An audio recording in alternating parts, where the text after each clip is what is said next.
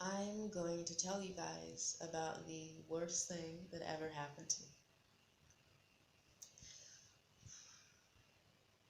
So, I went to this hospital. I was a patient at this hospital. It is a psychiatric ward, and I was admitted for depression and OCD. At this hospital, I met a worker who was the sweetest human being on the planet, like most people are, let alone, working in mental health. Um, and Of course, there are different people, and they're, the worst thing that ever happened to me. Now, before I begin, I'd like to say this is a story about humans. Um, Everything you do has a spiritual consequence. Everything. Whether these are good deeds or bad deeds, most people understand that the physical realm, your physical actions, all have spiritual consequences. So, I was at this hospital. I went to this hospital. I was admitted to a psychiatric hospital. Now, this particular hospital, I was admitted for depression and OCD. Those are my two things. Whilst at the hospital, I met a worker who was the sweetest human being on the planet, just like most people, regardless of working in mental health or not, should be towards each other. So he was super sweet, um, and I think that was helpful during my recovery. And there's another worker who was always really weird and tense with myself. Super weird and tense.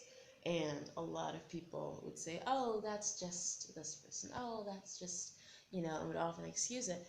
One, female staff even said to me, she's very overprotective of the member staff who is nice to myself. So I thought, well, cool, maybe that's it. There's your answer. Um, and she was just always super like weird and tense, but that never really became an issue. Um, and I was discharged. I think during a lot of time during my admission to this hospital, this man was not in attendance. Um, so there isn't really anything too drastic taking place. It was only after I left. Um, the female member of staff had called the police and had accused me of murder. Now, there's this whole list of things. There is, she accused me of trying to kill her. Um, she said that I set fire to her car, tried to kill her with witchcraft. She said that I knew where this man had worked previously at a specific location, and things that I just did not know. She listed a bunch of personal information about this male worker that I did not know. She listed a lot of personal information about myself in order to just add to her picture of, me being this evil person, me attacking um, this girl. Now, I was arrested. I think that I would straight up like to go on the record to say that I did not do those things. I do not practice or believe in, you know, witchcraft or any demonic activity. I'm a Christian, and I've always been a Christian, and I think I've been very open and clear about my Christian identity. So it is just the most fictitious lie. It is the most obscure extremity. So she had convinced everyone that I was the opposite of what I was. To say that a girl who had very obviously been Christian is killing someone with witchcraft, I can't make that up. That is the most, fantastic lie I've ever heard. So I would like to go on the record to say that, of course, I did not do any of those things, and the nature of those things would never even cross my mind. The police arrested me, and they said that, there's no evidence of, me ever doing any of these things, so they're going to no further action it. And I said to them, it's not going to end there. It's not. And I said to the police, it's not. It's not because she did this to get at me, and she hasn't yet, so of course it's not going to end there.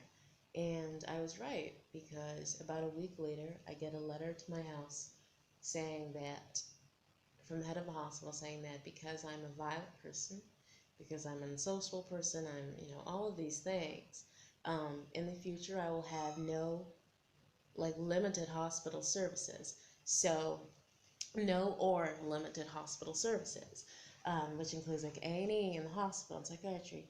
I was also banned from the hospital. Now, of course, receiving this letter, I then did try and kill myself, because, of course, being told that the one place that you can receive help from, you are too bad, like you're too bad of a person to receive help, that really like fucks with you, that messes with your brain. So I obviously, then tried to hang myself. And it was my best friend, Estelle, that actually like called the police, and and the police was like, well, we can't really do anything, because the only psychiatric place or place where people go in crisis, they don't want you there, you're banned. So really go home. So following that was a whole week of just trying to kill myself. And then a week later, Kingsley met with my mother, and he said, well, she's a criminal, we did the right thing, she's a criminal. And echoed by the lead OT. And she then said, as well as all of these things that I've been accused of, she said that I've also threatened people's families, and said that I'm going to get their families. I asked to see evidence of this, which to this day I've not been presented with. And I actually said to the lead OT, I said to her, how would I have known any of this information that this girl is accusing me of? How would I have known this personal information about this male member of staff? And she said, she looked at me and just shrugged, like an adult woman did that. She just shrugged. And I'm like, if you don't know something to be true, then like don't say it or support it, because that's extremely dangerous. Extremely dangerous. Following that, I would then be insulted or abused by people who are related to the Campbell Center staff.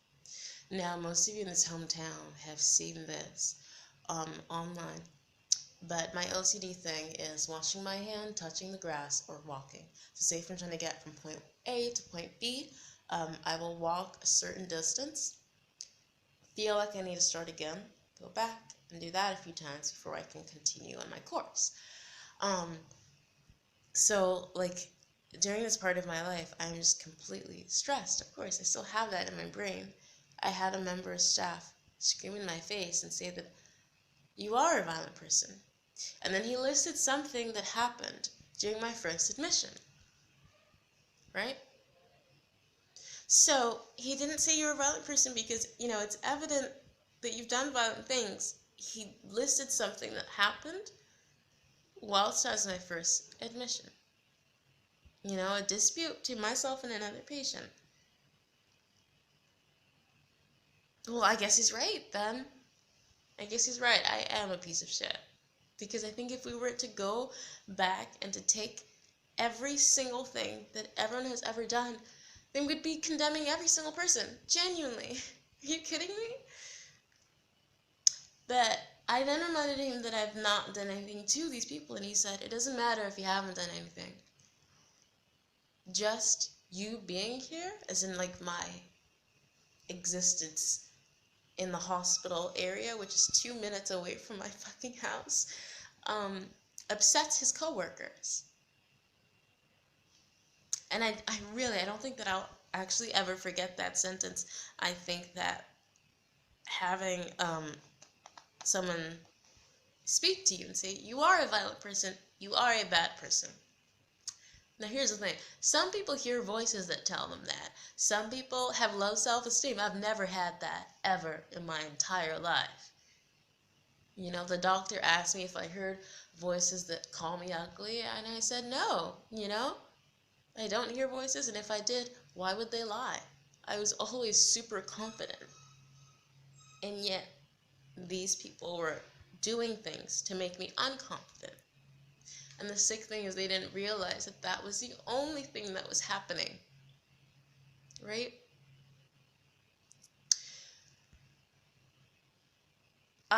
During this time, I'm like, again, still completely out of it.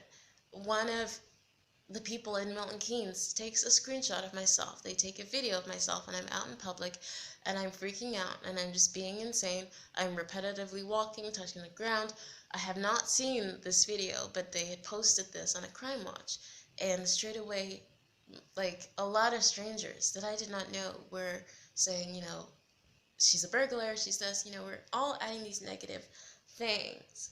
And as soon as these people were reprimanded or said, oh, she may be, mentally handicapped, I'm not, then they were like, oh, we're just worried, and it reminds me of my introduction to Teresa, the first day I met her. So I finished my therapy at this location, and then I entered the bathroom about 20 seconds later, because I have a video of it. About 20 seconds later, there's a loud knock on the door, and this person, to get me to come out of the bathroom. Now, I'm upset. I'm trying to de-stress. I really don't have time for any weird, conversations with these women. But she loudly knocked on the door, so I come out and I'm like, what's going on? And she's like, oh, I'm just checking you're okay. Are you okay is an appropriate way to check if someone's okay. And it just reminds you, people, they would like to hurt you, to be unpleasant, unkind, genuinely awful, and then say, oh, we're just worried, we're just concerned. This girl didn't call the police because she was worried. She called the police to tell them that I was attacking her. If you were worried, there's so many different ways to go about it. And yet she had convinced her male coworker, his family, her family, all of her coworkers and their families, that by attacking me, they're protecting themselves. That is sick. She posted this quote that said, prioritize being safe over being kind. And I'm like, what kind of evil nonsense is that? You can defend yourself, you can protect yourself without being mean or evil. You don't need to substitute strength and kindness. A real good person can be strong and a good person at the same time. Only a weak person believes that you need to be mean to protect yourself. Literally, the devil would convince you that in order to defend yourself, you need to attack someone else. In order to be strong, they need to be weak. That is such a demonic way of thinking. Jesus didn't go around slapping people saying this is God's will. No. He was kind and he rebuked evil. He showed strength while still being love and kindness. So when someone is like, you have no option but to attack Penelope, that is so demonic, so demonic. So this girl had convinced people that in order to protect themselves, it is okay to attack myself. Penelope is erratic, right? She's evil, she is unstable, she's all of these things. So this man had said, and a lot worse. Because we're not dealing with a normal situation, we're dealing with such a demonic evil. I'm telling you why this is not an ordinary situation, because we took a man who thought positively of this girl until someone came in and lied. The second you believe a lie, you give it strength, right?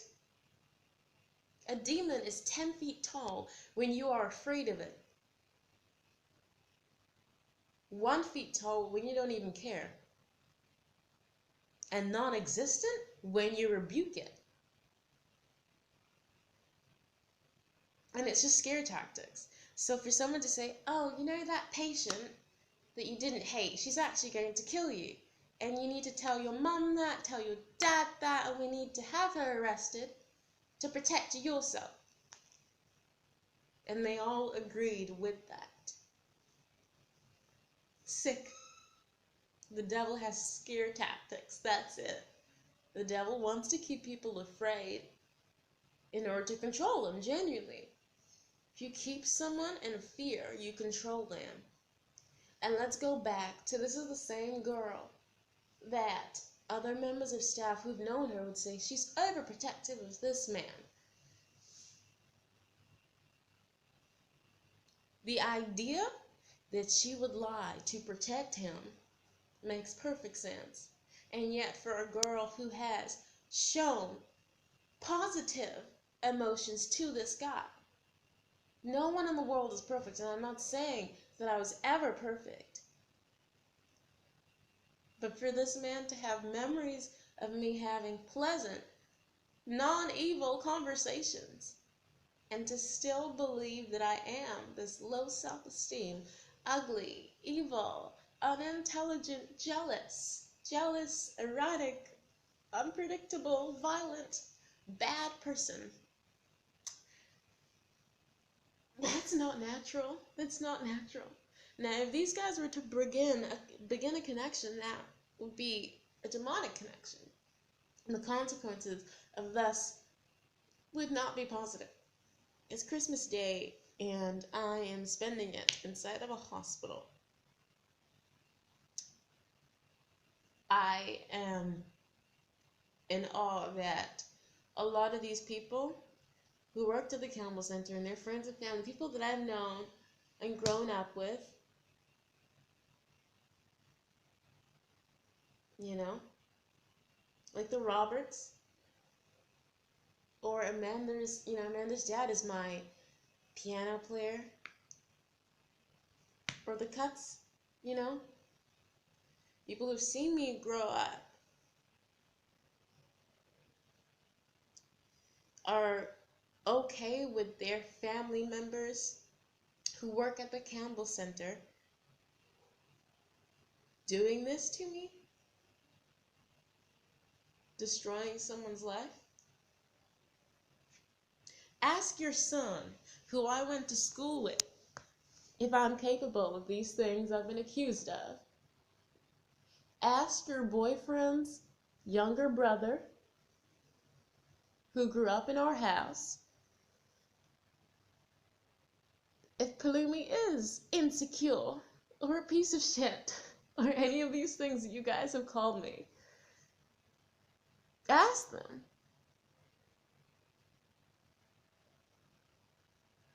If you are the male worker's mother and you're watching this, I'm so disappointed in you to allow things to get to this level. You should not need to hurt someone to feel better.